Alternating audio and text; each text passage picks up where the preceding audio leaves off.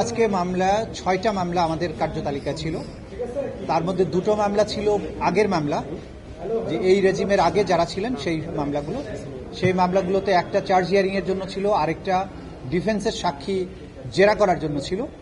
সেই পক্ষে ডিফেন্সের পক্ষে থেকে তারা আবেদন দিয়েছিলেন যে তারা সময় চেয়েছেন 3 মাস করে, সেই দুটো মামলায় সময় দেওয়া হয়েছে, কারণ তাদের আসামিরা অসুস্থ, অনেকের যে সমস্ত ডিফিকাল্টিজ আছে সেগুলোর কথা তারা বলেছেন, এবং সে কারণে আদালত ওই দুটো মামলায় 3 মাসের জন্য সময় দিয়েছেন। 3 মাস পরে ওটা শুনানি হবে।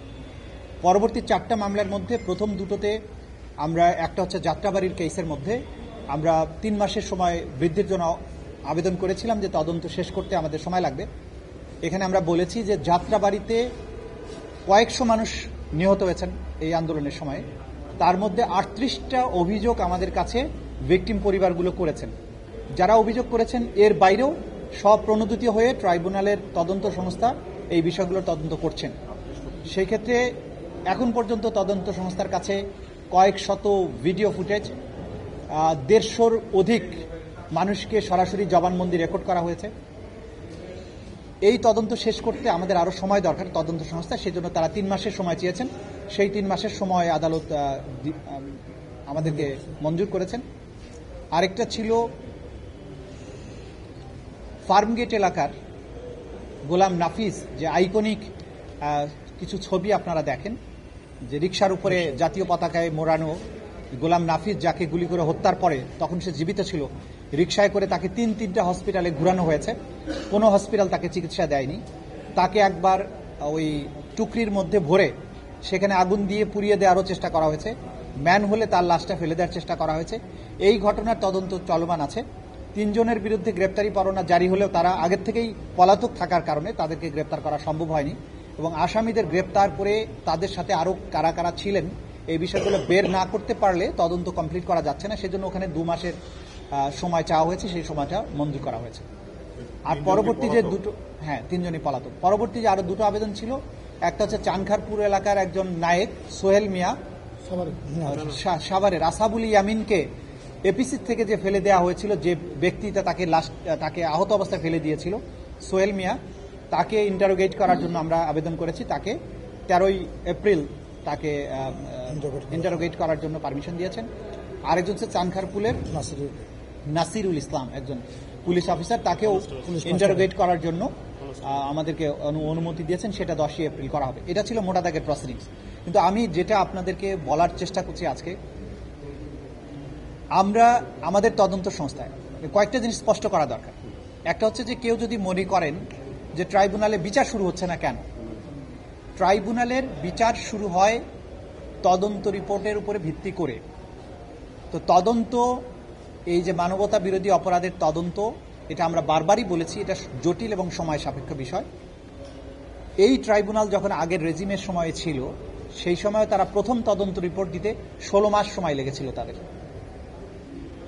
সেখানে ঘটনা ছিল তুলনামূলকভাবে অনেক অল্প, সাক্ষী ছিল অল্প। আমাদের এখানে 2টো মামলার চার্জশিটের ড্রাফট, 3টা মামলার চার্জশিটের ড্রাফট আমরা পেয়ে গেছি। একটা হচ্ছে চানখারপুল, একটা আশুলিয়া, আর একটা হচ্ছে শেখ হাসিনার বিরুদ্ধে যেটা মানবতা বিরোধীর কমান্ড রেসপন্সিবিলিটির মামলা, সেটারও ড্রাফটটা আমাদের হাতে এসেছে, যেটার আরও ফার্দার কাজ চলছে। খুব সহসাই 2টো চূড়ান্ত রিপোর্ট আমরা পাবো, এবং এই মাসের মধ্যে অন্তত 2টো মামলার ফর্মাল চার্জ হয়তো দাখিল করা সম্ভব হবে। এর বাইরে আমরা আমাদের তদন্ত সংস্থা, আপনারা জানেন যে গুমের মামলাগুলো তদন্ত করছে। 3টা জটিলতম গুমের সেন্টার, আয়নাঘর আমাদের এই ইনভেস্টিগেটররা তদন্ত করেছেন, আবিষ্কার করেছেন। তার মধ্যে টিএফআই সেল বলে যে সেলটা ছিল, সেটার ভেতরে যেটা ভূগর্ভস্থ অনেকটা বলা যাবে, সেমি ভূগর্ভস্থ সেলগুলো আবিষ্কার করেছে, যেগুলো ওয়াল তুলে বন্ধ করা হয়েছিল, ওয়াল ভাঙতে হয়েছে, পুরো গার্বেজ দিয়ে সেটাকে ভরে রাখা হয়েছিল, সেগুলোকে সরিয়ে এই ক্রাইম সিনগুলোকে বের করতে হয়েছে। এবং আপনারা জানেন এই কাজ করতে গিয়ে স্বয়ং চিফ প্রসিকিউটর, তিনি এই ইনভেস্টিগেশন চলাকালে সেখানে প্রেজেন্ট ছিলেন, এবং আমরা যখন না বুঝে সেখানে বোমা ফিট করা ছিল, সেই বোমাগুলোর সাথে টাইমার সেট করা ছিল।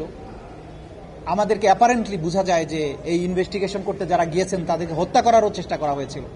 এত সব জটিলতার মধ্য দিয়ে যে কাজগুলো এগিয়েছে, সেগুলো প্রতিদিন জনসম্মুখে আসেনি। সেই কারণে অনেকেই মনে করতে পারেন যে তদন্ত কাজ কিছু হয়নি। তদন্ত কাজ যা হয়েছে, যেদিন প্রথম দিন ফর্মাল চার্জ দাখিল হবে সেদিন থেকে সবাই উপলব্ধি করতে পারবেন। আর আগামী একদিন পরে আমাদের এই তদন্ত সংস্থা এবং প্রসিকিউশন কি কি কাজ করেছেন সেটার ব্যাপারে আমরা একটা ডিটেইল প্রেজেন্টেশন আপনাদের সামনে প্লেস করতে পারবো আশা করছি 2-1 দিনের মধ্যে। তো মোটা দাগে কথা হচ্ছে, হিউজ পরিমাণের কাজ হয়েছে। লয়ার হিসাবে প্রসিকিউশন টিমের কাজ হচ্ছে যখন ম্যাটেরিয়াল চলে আসে, তদন্ত রিপোর্ট চলে আসে, তাদের কাজটা কোর্টরুমে শুরু হয়। কাজেই আমাদের যারা এই মামলার আসামি তারা নানানভাবে এই বিচার প্রক্রিয়াকে প্রশ্নবিদ্ধ করার জন্য চেষ্টা করবেন। তারা একদিকে চাইবেন তাদের যেন বিচার না হয়, আবার অন্যদিকে তারা ধোঁয়া তুলবেন, বিচার টিচার কিছু হচ্ছে না, তো এই ট্রাইব্যুনালের দরকার নেই, বিচার যাতে না হয়। নানামুখী ষড়যন্ত্র আছে। তারা চেষ্টা করবে বিচারকে বন্ধ করার জন্য, বন্ধ করতে না পারলে বিতর্কিত করার জন্য, কাউকে এম্বারাস করার জন্য, নানান ধরনের ডিসইনফরমেশন ছড়ানোর জন্য। এই সম্পর্কে আমরা সচেতন আছি এবং তারা যে ষড়যন্ত্রগুলো করছে ট্রাইব্যুনালের তদন্ত সংস্থা প্রসিকিউশন এই ব্যাপারে সম্যক অবহিত এবং তাদের অনেককে চিহ্নিত করা হয়েছে। যারা এগুলো করার চেষ্টা করবেন তারা ব্যর্থ হবেন, তাদেরকে আমরা মেসেজ দিতে চাই। কোন রকমের স্ক্যান্ডাল ছড়িয়ে বিচার প্রক্রিয়া বাধাগ্রস্ত করা যাবে না, কারণ প্রসিকিউশন এই ব্যাপারে 100% ফেয়ার আছে। আটলান্টিক মহাসাগর সেচতে পারবে তারা, এখানকার কোনো দুর্নীতির খবর তারা বের করতে পারবে না বা দুর্নীতি নাই। এখানে প্রসিকিউশন কমিটেড, এই বিচার জাতির সামনে তারা ক্লিয়ারলি দেখাতে চায়, সেজন্য কাজ চলছে।